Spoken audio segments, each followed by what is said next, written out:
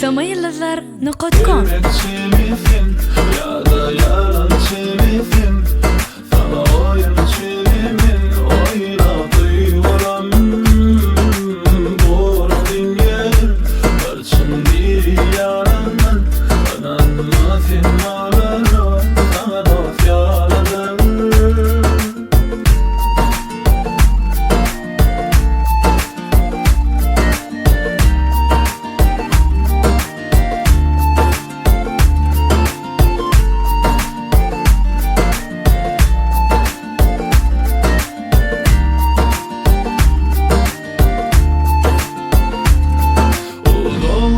Yerlerden, özüp duran yerlerden, seni tanıyanlardan salam yollayan.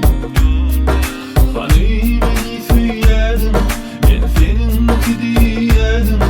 Özüm bağlı duyarım, kalktım derken. Ben sana yar görsem diyecek yerler bulanmak istedim. İşte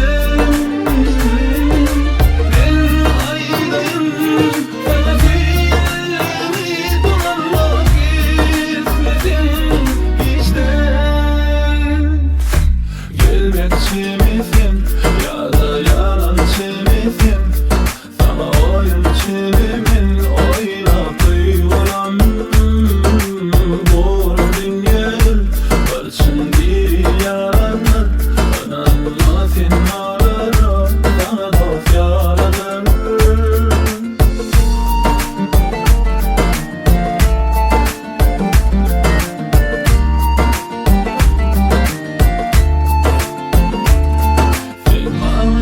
Düşünme, ezileyenler ekme, acı sözleri aytma, yüreğim sinirdir. Hani beni söyledin, ben seninki diyedim. Ölüm vakti duyarım, baktım dersin. Ben sana yar görsem diyecek yerler bulanmak istedim. İşte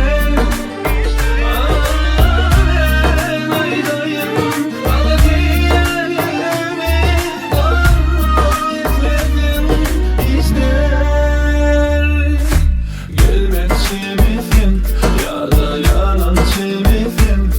Sana oyuncu mimin oynatıyorum. Bu dünyanın barçın bir yanından bana anlatın ağlarım. Sana dost yaradım.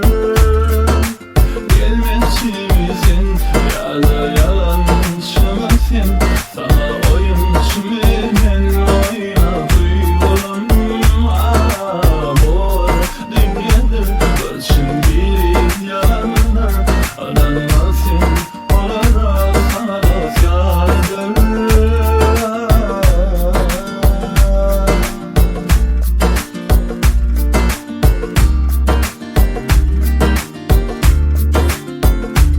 Tamayıldızlar.com